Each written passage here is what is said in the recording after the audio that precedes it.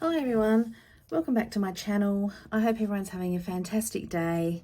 If you haven't seen my channel before, I do a lot of cash stuffings, savings challenges, some tips and tricks on how to save some money in these very tight times at the moment.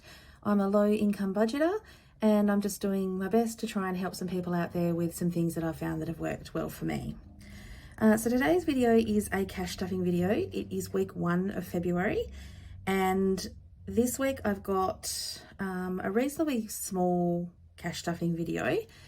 I have left my money for my groceries in my bank account.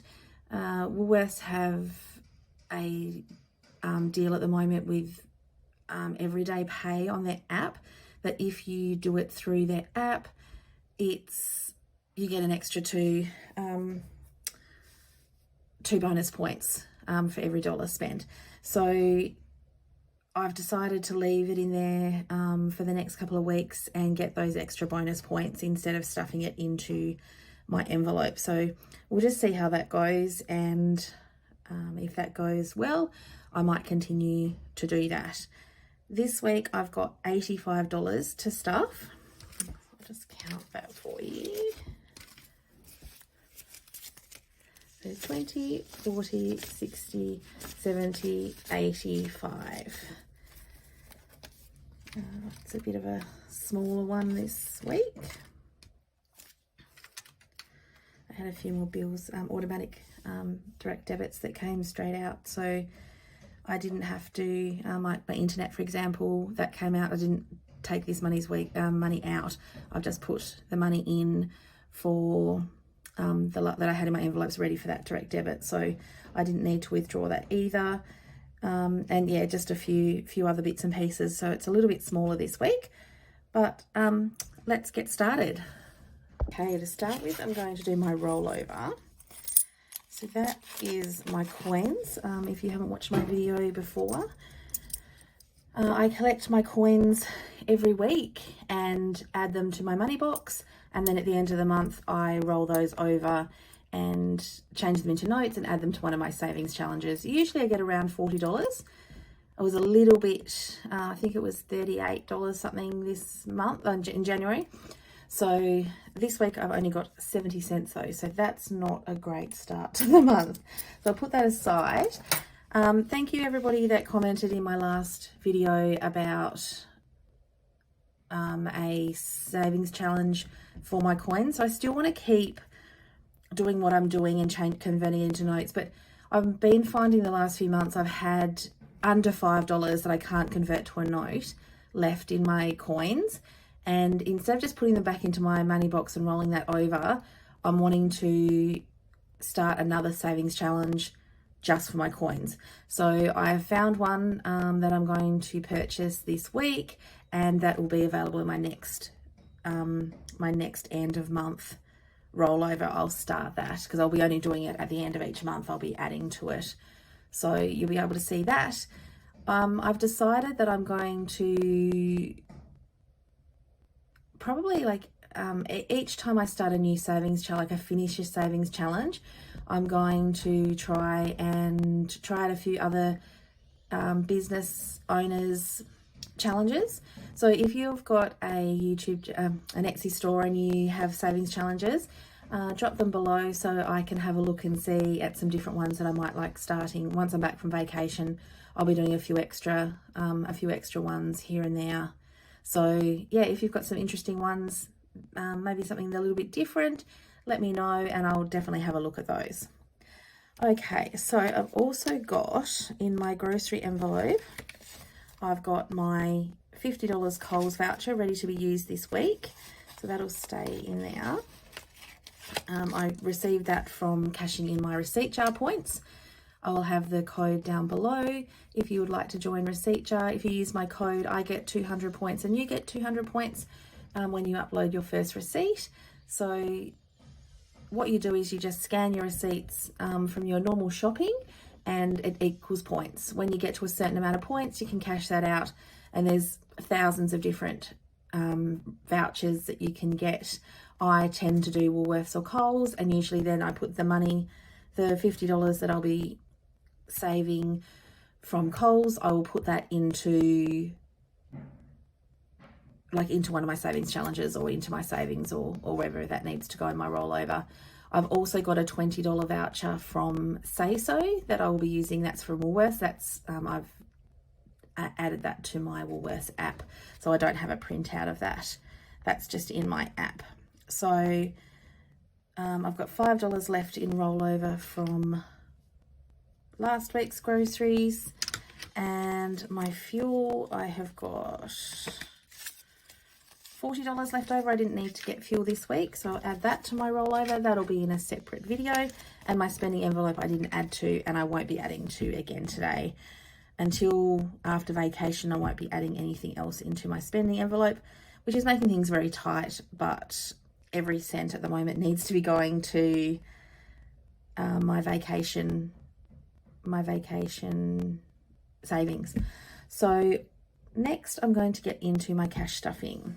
So we'll get my groceries and my fuel back. I don't need my groceries because that's already in the bag. The fuel will be getting $40. I'm hoping to be able to not get fuel again this week, but I'm starting to get very low. So depending on what I have to get done this week, I might have to put some fuel in there. So we'll see how that goes at the end of the week.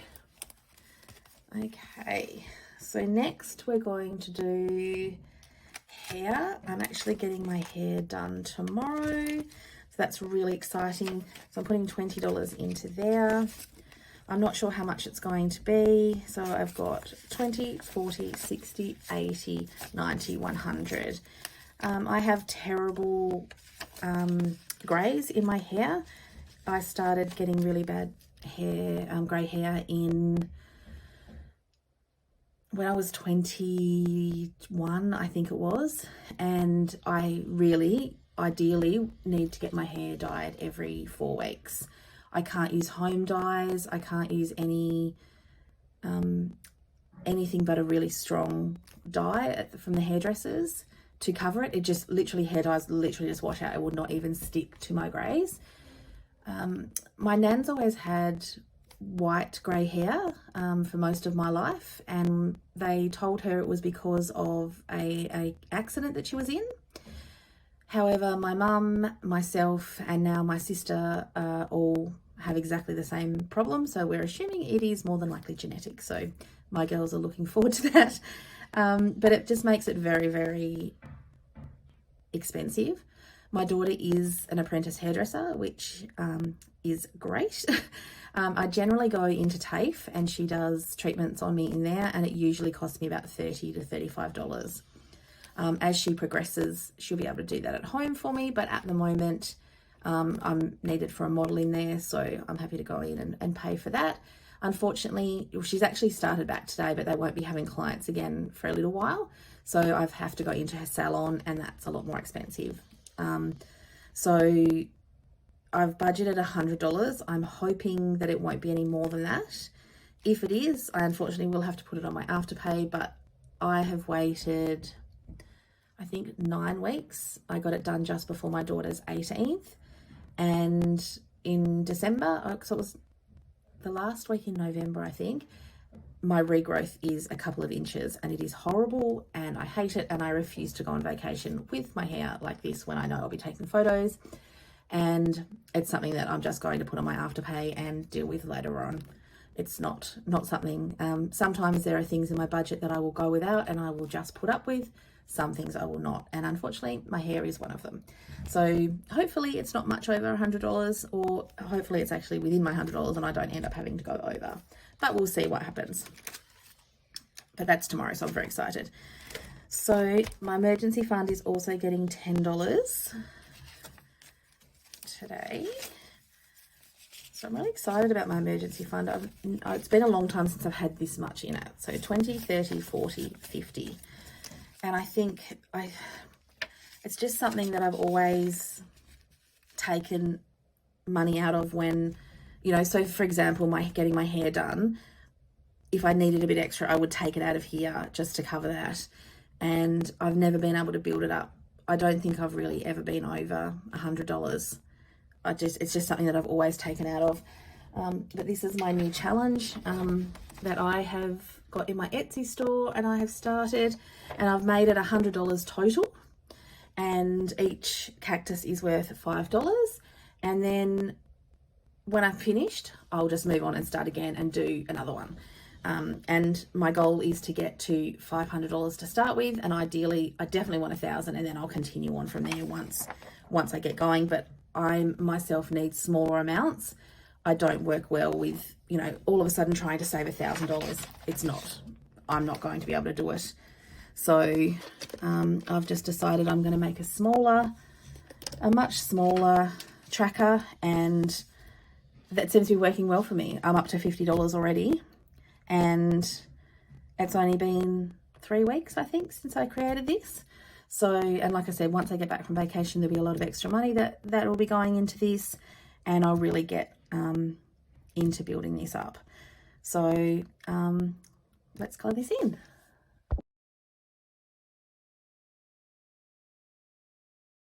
Okay, so I've remembered to turn my camera back to normal mode, which I've now done 2 ends of videos where I have done it in, left it in slow-mo and had to re-record everything. So that's those ones done. Next challenge that I've got is, get this undone,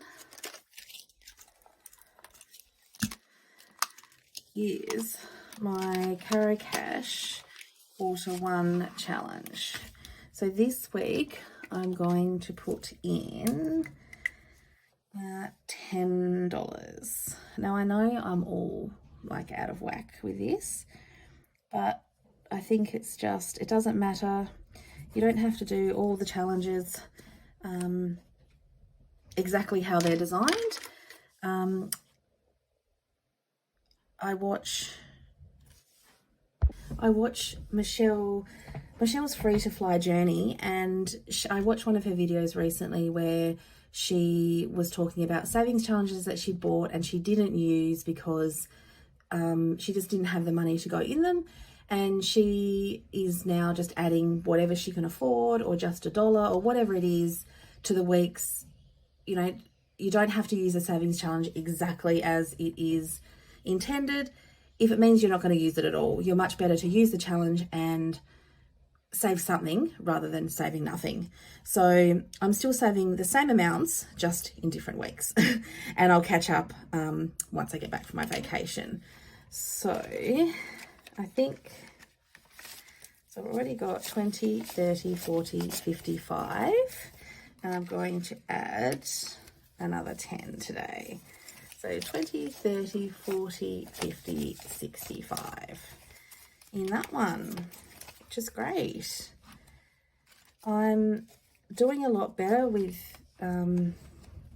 these weekly challenges that, you know, it's every week has to be done. It's making such a big difference with my saving. Instead of sort of going, oh, well, I won't put anything in that one this week. This yearly savings one that's available on my Etsy store is the same, because it's got a tracker, and I guess it's the same with my emergency fund. By having the tracker that you fill in, and once it's filled in, it's like, well, if I take money out of that, then my tracker's not going to equal up to what's in the thing, so I just won't. Obviously, if there's an emergency that I need to take that out, then I will, but it just changes my mindset into taking it out when I really don't 100% have to.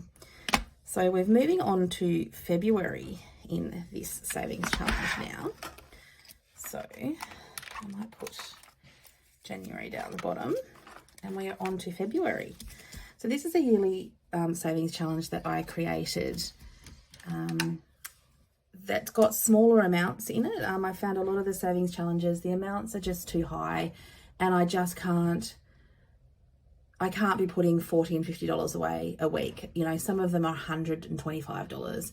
It's just not possible for me. And I think these amounts are just so much better. And at the end of it, I think it equals 550 maybe. It's definitely over 500. I need to write that on the top of it.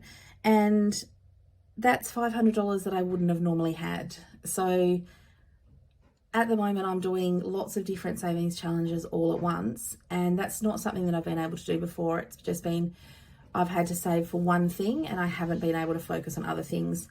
You know, at the moment I've got my Easter one and my birthday, which I haven't contributed for the last couple of weeks, but I have my quarter challenge and I have my yearly challenge that I do every week. Even if I can't do it out of, last week I couldn't do it out of my income, I did it out of my bonus money, but it is still getting done every week.